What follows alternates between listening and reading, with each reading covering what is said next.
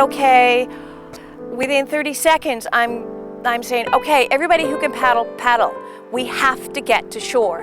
And I'm yelling at Dragon Zone that we have a 911 and we need an ambulance. Jim. I mean, Jim, it's to us, it's like Jim is a different word. He was always there. His mind was always working. You could just see he would be looking down and, oh, well, what if we put an elastic here and we could put an S-hook? Like he was always thinking of something to help. We knew we were going to miss him when he moved back to Montreal. Nobody expected this. One of the things that I'm most proud of is that our team never missed a beat. We stayed together, we acted as a team, we listened to our coach who gave us directions and we followed them to the letter, and I think it was that saved Jim's life.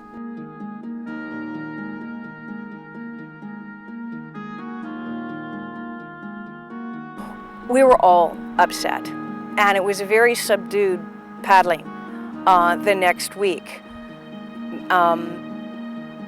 But you know, we sat there and we said, okay, we're still going on board. It hasn't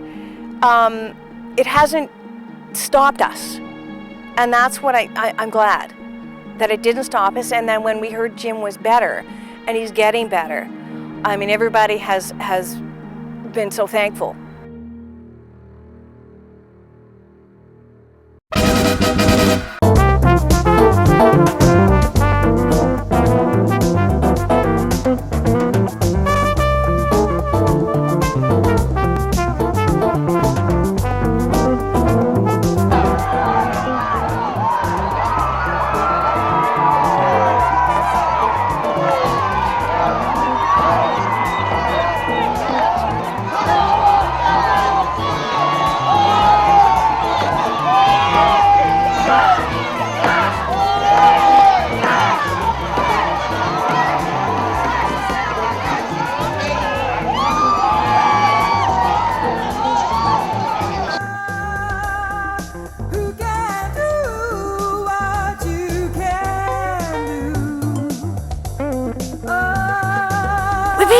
We beat them! Yeah!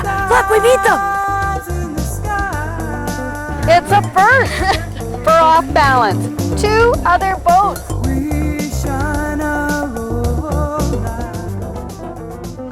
This is the best feeling, like myself, best feeling race so far that I've had yet. Yeah, no, I thought it was great. I love it. I love it when we put on a good show. Quite happy. Quite happy! Fantastic.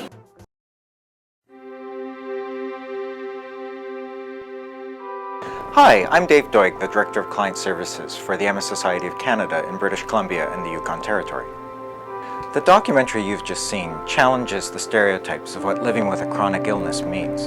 It also exposes some of the daily challenges that many people with MS face as they try to access community life. The MS Society of Canada applauds the Off Balance Dragon Boat team's courage and determination to enjoy life, to participate in an exercise program, and to challenge preconceptions about what living with MS means.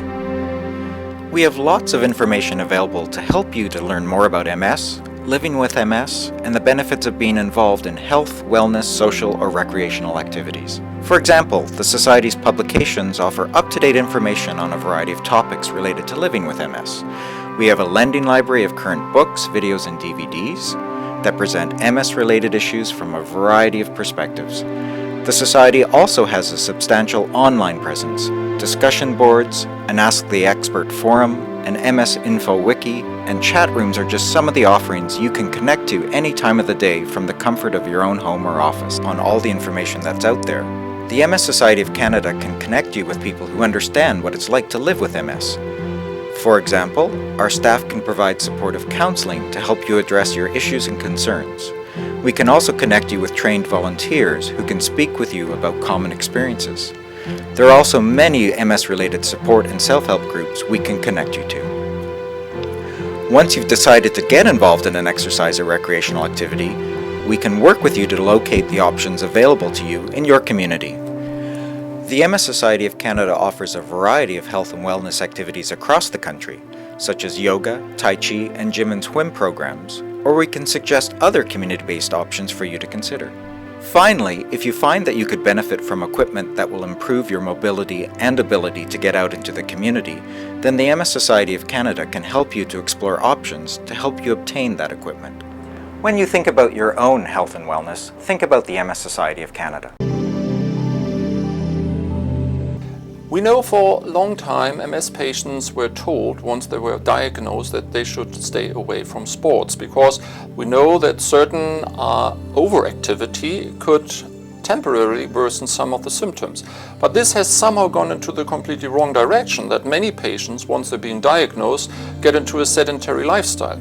And there is basic research from various animal models and basic neurobiological research which has told us that physical activity can induce repair mechanisms, either by enhancing plasticity in the central nervous system or even by mobilizing stem cells and thereby regenerate the tissue.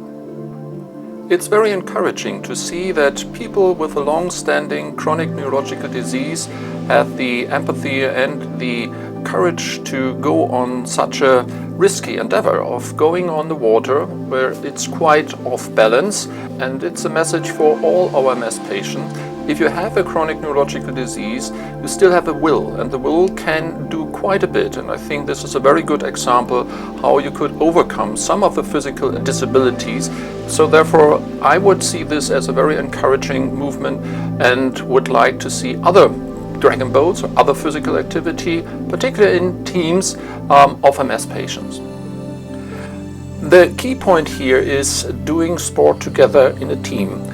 If you're on your own, you always face some kind of first step to go. And if you have companions with similar problems, it's much easier. You could get some help from friends and colleagues or from people who are suffering from the same disease. Paddling is particularly a very good way to do exercise for somebody who can't walk. And we have seen in the documentary that some of the patients who took part are sitting in a wheelchair. That doesn't mean that you can't do physical aerobic exercise. And paddling, particularly if you have strength in your upper extremity, can even raise your heart rate to some cardiovascular effect, which is beneficial not only for the MS, but for your whole well-being. One of my former colleagues, Matthias Meurer from Erlangen in Germany, is doing a similar project, and we are linked with other groups worldwide to accomplish more on this particular issue of physical activity and sport. So it's an international collaboration, and we know that even some of the companies are interested to support this in a sense as we have seen it here in the documentary. My vision for MS patients in the future is to have them in a more active role. Once they get diagnosed, they very often receive treatment early on. We know this is important, but they also face themselves all of a sudden in a very passive situation. And they should realize that they can do something for themselves right from the beginning at all different stages of the disease. And empowerment for the MS patient is a very important issue here, which I think will be the key for the future.